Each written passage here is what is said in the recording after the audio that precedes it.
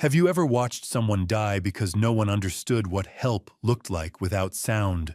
Emily Carter's hands trembled as she wiped the bathroom mirror in Suite 1847, but it wasn't her reflection staring back. It was her mother's hands, signing desperately, frantically, the way they had 12 years ago when no one understood what those movements meant.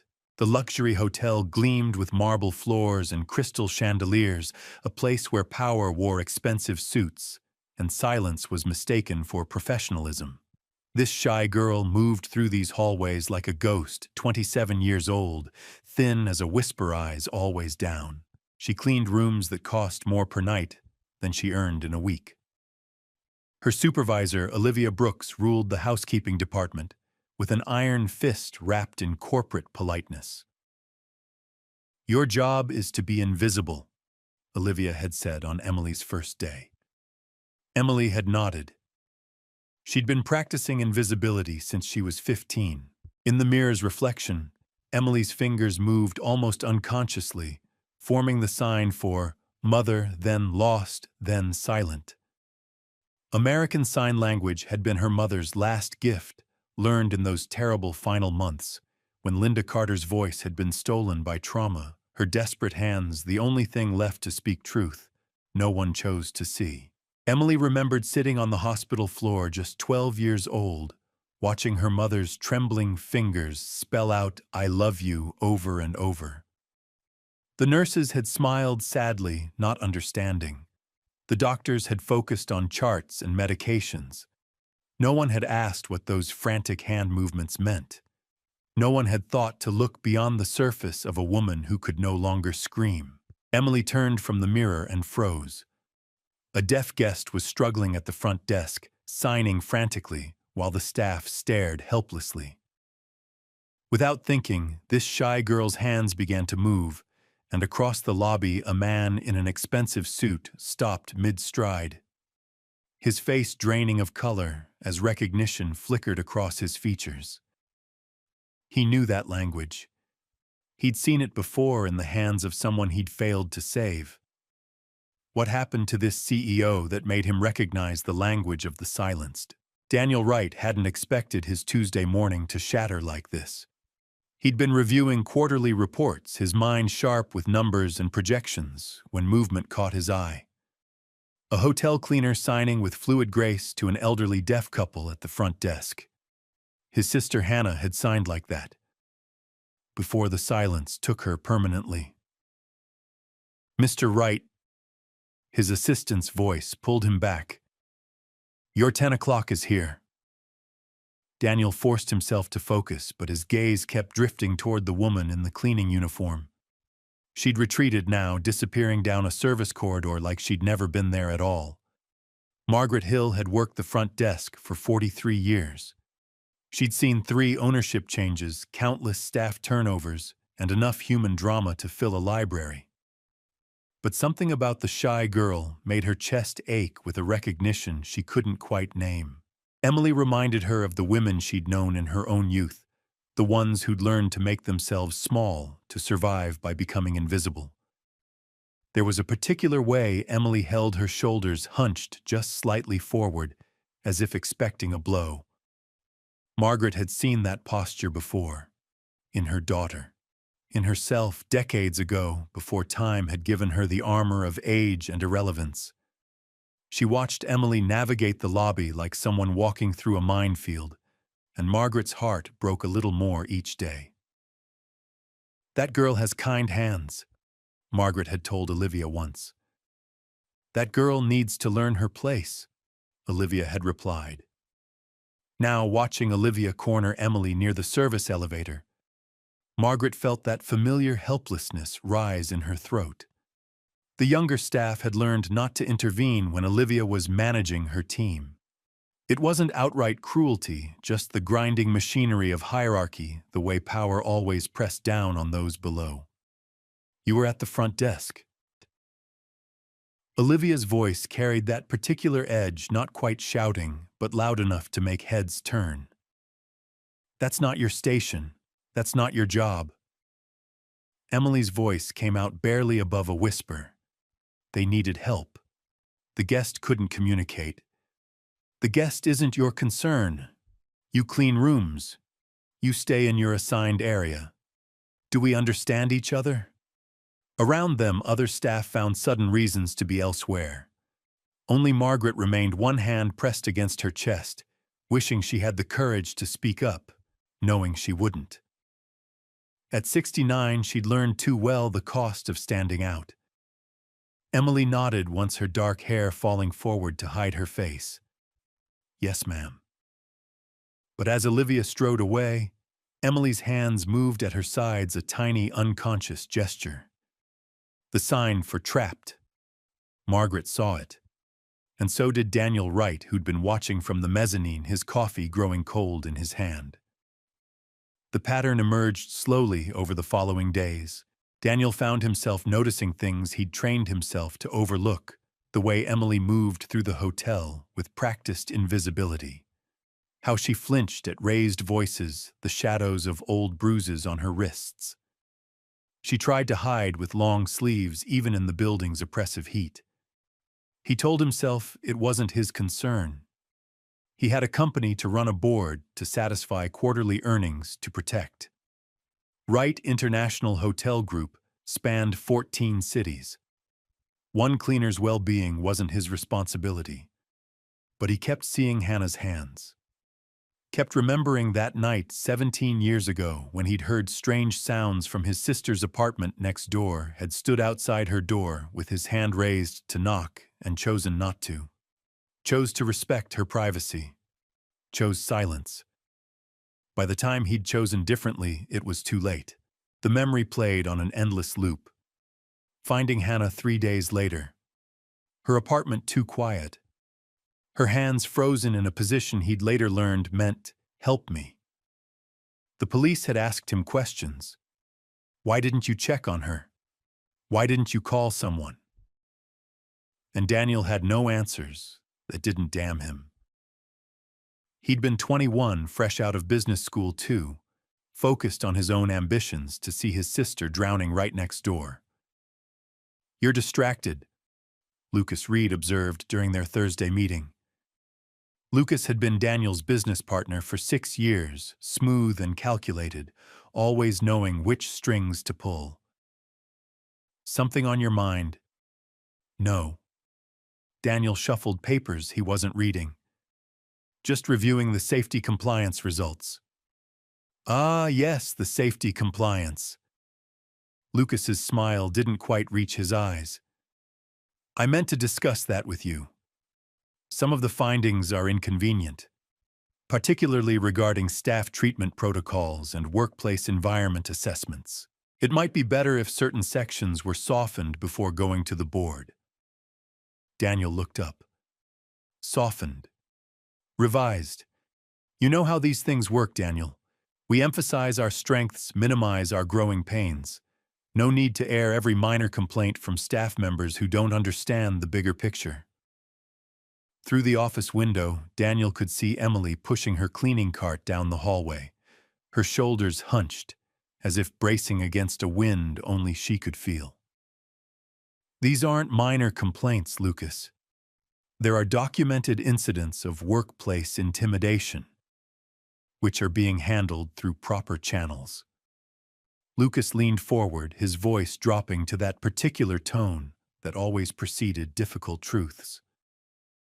"You're a brilliant CEO, Daniel, but you're too close to operational details. Let me handle this.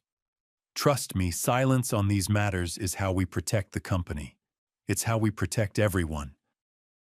That word, silence. Daniel's jaw tightened. "I'll review the full report myself." "Of course."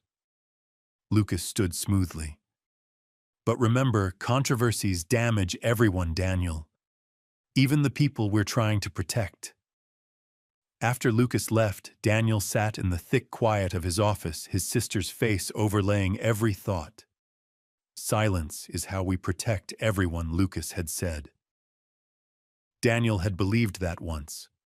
He'd been wrong. But was Daniel ready to break his own silence, or would history repeat itself?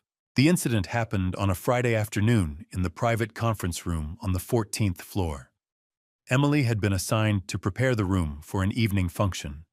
She worked quickly, efficiently, her movements practiced from years of making herself unnoticed. She was adjusting the window blinds when voices echoed from the adjoining executive suite. The door had been left slightly ajar. "You don't have a choice, Daniel."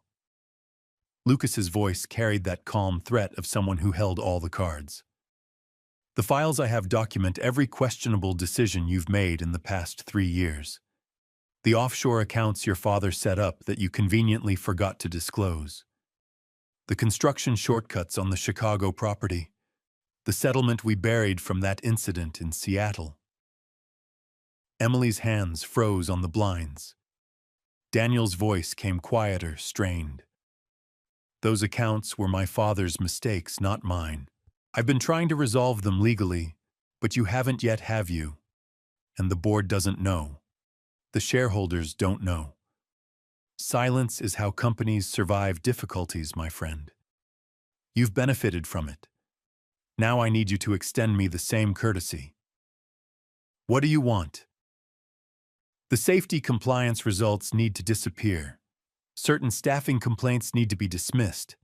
And I need you to approve the new vendor contracts, all of them, no questions asked." Emily barely breathed. She should leave, should slip out before they noticed her. But her feet wouldn't move. On the polished marble floor, she could see their reflections, Lucas standing over Daniel's seated form, predatory and patient. Daniel's hands gripped the armrests of his chair like a man drowning. "People could get hurt," Daniel said. "The safety violations are serious. People always get hurt in business, Daniel. The question is whether you want to be one of them."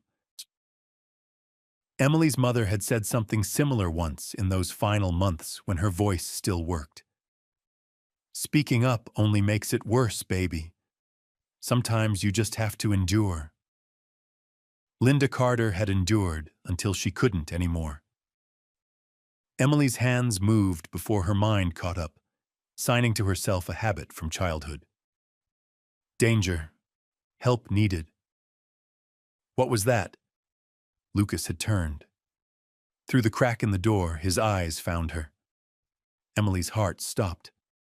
For a moment, she was 15 again, standing in that hospital corridor, while doctors told her it was too late, that her mother's silence had lasted too long. The same paralyzing fear gripped her throat now, the fear that speaking up would only make everything worse, that her voice would shatter whatever fragile safety she'd built. "Who's there?" Lucas strode toward the door, yanking it open. "You, the cleaner. How long have you been standing there?" "I was just the room needed." Emily's voice disappeared. She backed up, shaking her head. Daniel appeared behind Lucas, his face pale. Their eyes met, and Emily saw recognition flicker there, the same recognition from days ago when she'd signed to the deaf guest. Her hands moved again, almost unconsciously. The signs formed words her voice couldn't speak. "Danger. Please don't speak." Daniel's eyes widened. "What is she doing?" Lucas demanded. Are you doing sign language? What did you just say?" "Nothing," Emily whispered. "I didn't say anything." She was listening. Lucas turned to Daniel. "This is a private conversation. She needs to be removed immediately." Margaret Hill had chosen that moment to deliver fresh water carafes. She'd witnessed enough in her 69 years to recognize danger when it wore an expensive suit.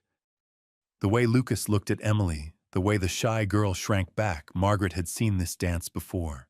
"I'll take her back to housekeeping," Margaret said quickly, her voice steady despite her racing heart. She didn't mean any harm. She was eavesdropping on a confidential business discussion. Lucas's voice sharpened. "That's grounds for immediate dismissal." "She was cleaning." Margaret stepped between them and Emily, her aged frame suddenly feeling fierce. "She was doing her job. That's all." "Margaret." Daniel's voice cut through. It's fine. I'll handle this. Lucas smiled. See that you do, Daniel. Remember what we discussed. Silence protects everyone. After Lucas left, the three of them stood in awful quiet.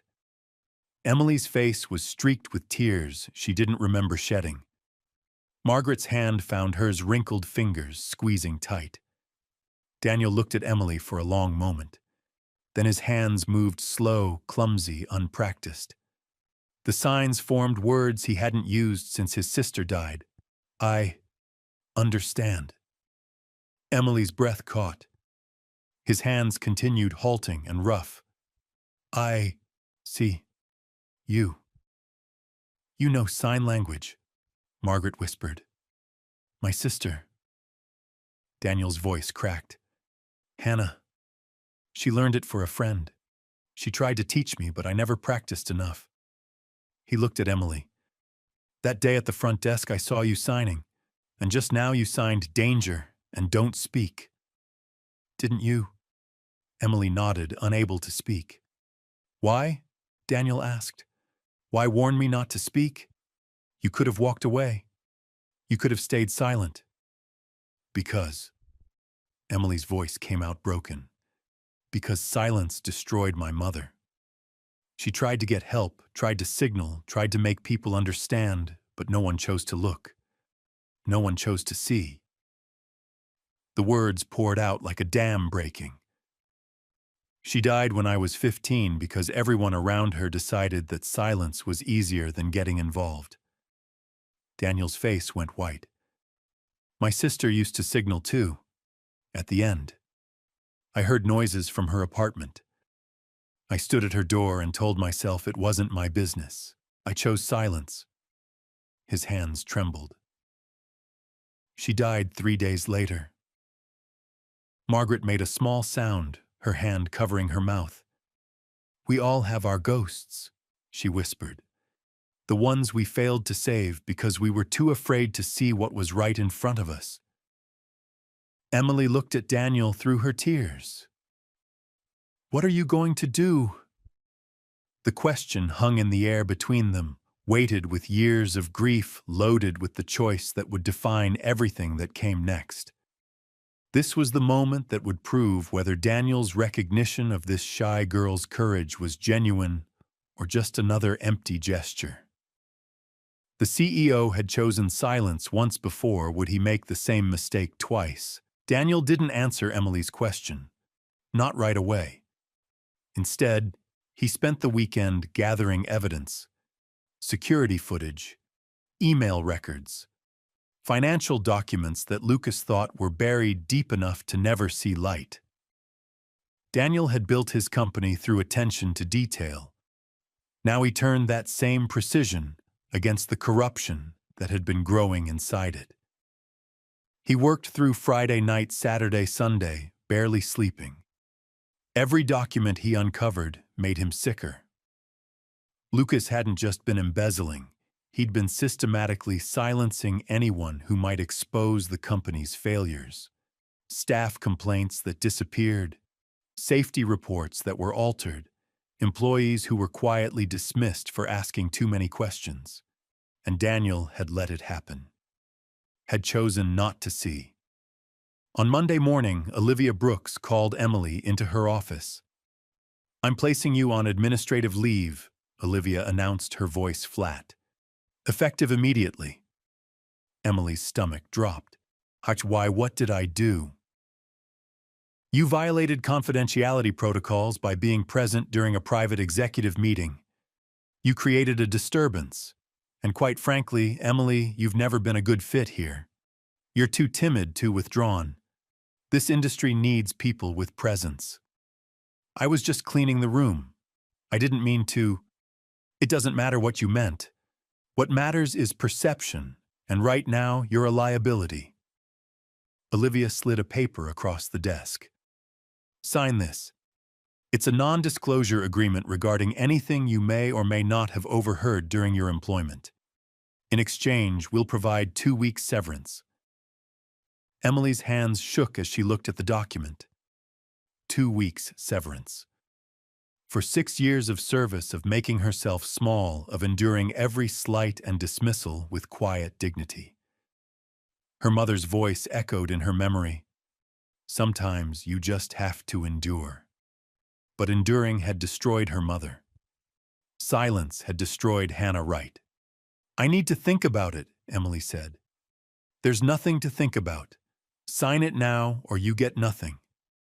Emily stood. "I need to think about it." She walked out before Olivia could respond, her heart hammering so hard she thought it might crack her ribs. What this shy girl had just done felt both terrifying and strangely inspirational. Margaret found her in the staff locker room crying into her hands. "Oh, sweetheart." Margaret sat beside her, one arm around Emily's shaking shoulders. "I heard what Olivia did. I'm so sorry." "I should just sign it," Emily whispered. "I should take the money and disappear. That's what I'm good at, being invisible." "You were never invisible to me." Margaret's voice was gentle but firm. "And you weren't invisible to that deaf couple you helped. You weren't invisible to Mr. Wright when you warned him." She paused. "You know what, you were brave. Even when you were terrified, you chose to be seen. And look where it got me. It got you to a choice." Margaret squeezed her shoulder. "The same choice I didn't make when I was your age. The same choice I've regretted every day since." Emily looked up. "What do you mean?" Margaret's eyes grew distant. "I had a daughter once. Beautiful girl.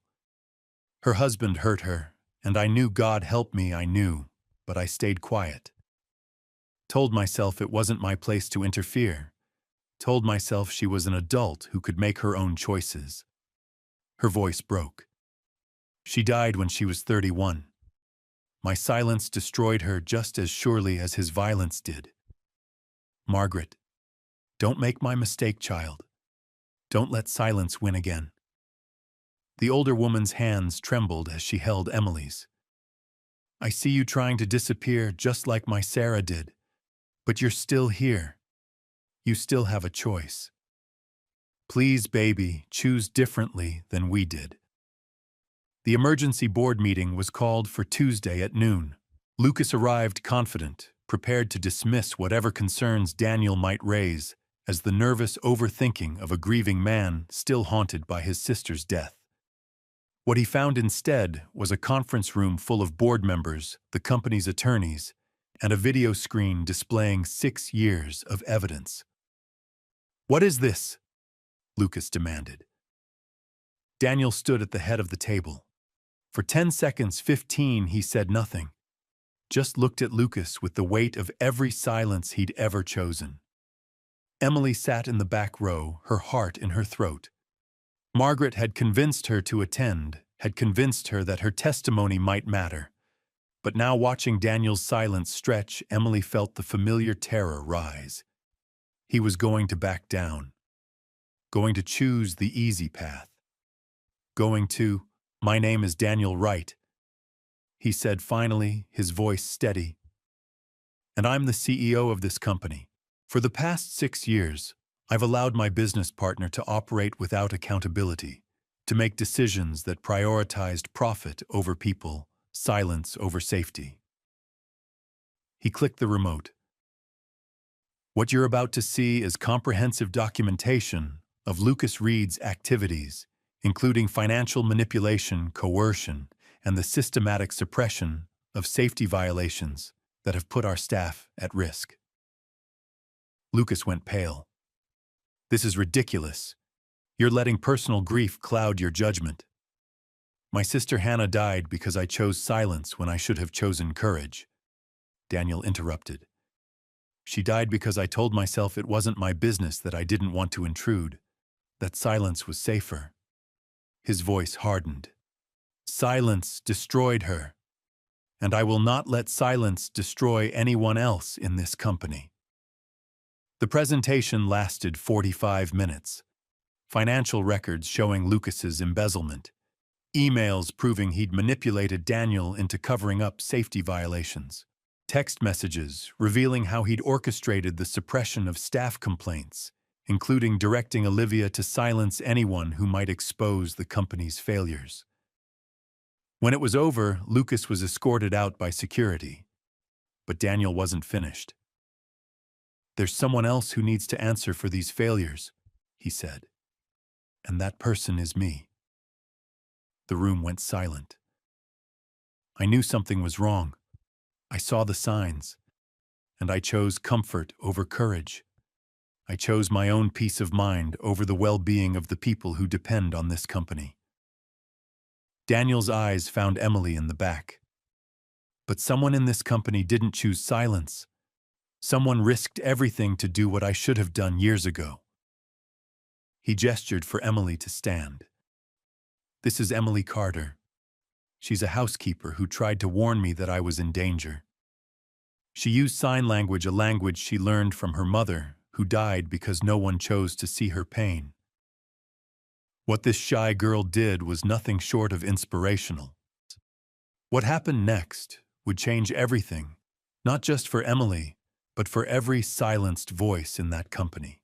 Emily wanted to disappear. Every eye in that boardroom was on her, executives in expensive suits, board members who controlled millions, lawyers who billed by the minute. She was just a cleaner in a borrowed blazer Margaret had pressed into her hands that morning. But Daniel's eyes held hers with something she'd never seen directed at her before: respect. "Emily didn't save me with her voice," Daniel said to the room. "She saved me by refusing to stay silent, and in doing so she saved this company from becoming complicit in its own corruption." He turned to the board. "I'm proposing immediate organizational changes, starting with the creation of a new position, Director of Workplace Safety and Communication Advocacy." One of the board members frowned. "Communication advocacy. Too many people in this company have learned to stay quiet to survive. We need someone who understands that struggle, who can create systems where speaking up is safe, where people don't have to choose between their safety and their livelihood." Daniel looked at Emily. "And I can't think of anyone more qualified than Emily Carter." Emily's breath caught. I'm a cleaner. I don't have a degree in management or..." "You have something more valuable." Margaret spoke up from beside her. "You have lived experience. You know what it costs to speak up and what it costs to stay silent. That's not something you can learn in business school." Over the following weeks, the changes rippled through Wright International, like a stone breaking still water. And what emerged was truly heartwarming. Olivia Brooks was reassigned from head of housekeeping to a supervised role in training and development. Her new assignment: complete a mandatory program on workplace dignity and communication, a program Emily herself helped design. The woman who'd once told Emily to be invisible now had to sit through modules on recognizing and preventing workplace intimidation. The first time Olivia sat across from Emily in the training room, the silence was sharp enough to cut. "I suppose you're satisfied with this outcome," Olivia said finally. Emily looked at the woman who'd made her feel small for 6 years. She felt no triumph, no satisfaction. Just a tired kind of sadness for all the years both of them had wasted. "No," Emily said quietly. "I'm not satisfied, but I'm hoping you'll understand why it matters." Olivia's jaw tightened, but she nodded once. Over time, something shifted. The training sessions became real conversations. Olivia began to see what her behavior had cost, not just Emily, but herself. The hardness started to crack. During their 4th session, Olivia spoke without being prompted. "I had a supervisor once, when I was starting out. She treated me the way I treated you." Her voice was barely audible. "I told myself I'd never let anyone make me feel small again. And somewhere along the way, I became her." Tears welled in her eyes. "I'm sorry, Emily. I'm so sorry. The safety compliance report was completed properly this time, no revisions, no buried truths. 17 major violations were identified and corrected. 3 employees came forward with complaints they'd been too afraid to voice before. 2 managers were dismissed. 6 policies were completely rewritten. Daniel threw himself into learning American Sign Language with the same intensity he'd once applied to quarterly earnings. He was terrible at first, his signs clumsy, his grammar confused. Emily tried not to smile when he accidentally signed, "I'm a potato," instead of, "I'm sorry." "I see you laughing," Daniel said, but there was warmth in his voice. "I'm not laughing." Emily's hands moved as she spoke. "I'm appreciating your dedication to being misunderstood in a whole new language." It became their routine, Daniel practicing signs during their weekly safety meetings, Emily patiently correcting him, both of them building something neither could have imagined months before. Not romance exactly, something quieter than that. A partnership built on shared grief and the choice to do better. It was heartwarming in its simplicity. Margaret watched them with quiet satisfaction. She'd lived long enough to know that redemption rarely looked like the movies. It was messier, slower, more awkward, but it was real. "You did good, child," Margaret told Emily one afternoon, squeezing her hand the way she'd done that day in the locker room. "Your mother would be proud. What you've built here is truly inspirational." Emily's eyes filled. "I wish she could have seen this." "Maybe she does." Margaret smiled. "Maybe that's what heaven is getting to see, the love you planted finally break through the concrete and bloom." But the story didn't end with policy changes and training programs. It ended with something far more powerful. 6 months later, Right International launched the Hannah and Linda Initiative, a company-wide program named for the 2 women whose silence had cost them everything. The initiative trained every employee in basic American Sign Language. Not fluency, just enough to understand when someone was asking for help. Enough to recognize the signs of danger. Enough to choose to see. Emily stood before the first training session, her heart racing. 200 employees filled the hotel ballroom, housekeepers and managers, front desk staff, and executives all waiting to learn the language of the unheard. The shy girl who'd once cleaned their rooms in silence was now teaching them how to listen. My mother's name was Linda Carter. Emily began, her voice stronger than it had ever been. She died when I was 15 because she couldn't make people understand she needed help. Not because she didn't try, but because no one chose to look. She raised her hands, forming the sign for help.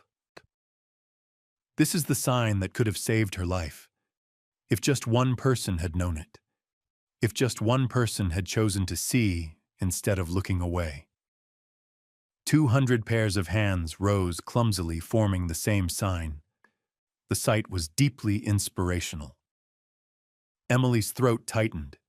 She continued teaching them danger and safe and I see you, teaching them the language her mother had tried so desperately to speak.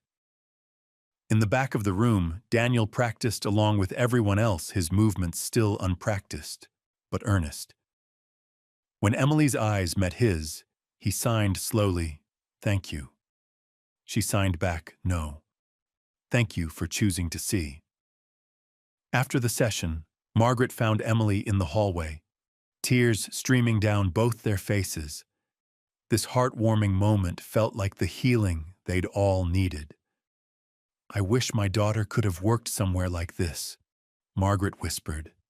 "Somewhere that taught people to look, to really look." "Maybe other daughters will," Emily said. "Maybe that's enough." The program expanded to all 14 Right International hotels. Other companies began reaching out, wanting to implement similar initiatives. Emily found herself traveling, speaking, teaching, no longer invisible, no longer silent. The shy girl had found her voice, and it was changing lives. But her favorite moments were still the quiet ones. Tuesday afternoons, when she and Daniel would sit in his office practicing signs over coffee that had long gone cold.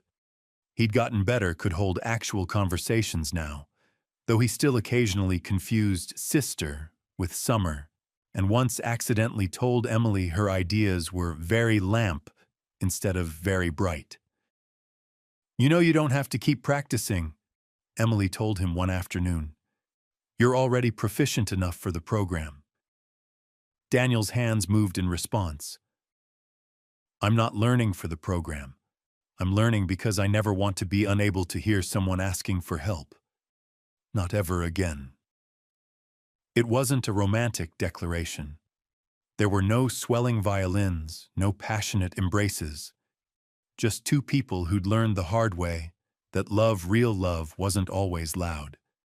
Sometimes it was simply choosing to see someone when the world had taught them to disappear.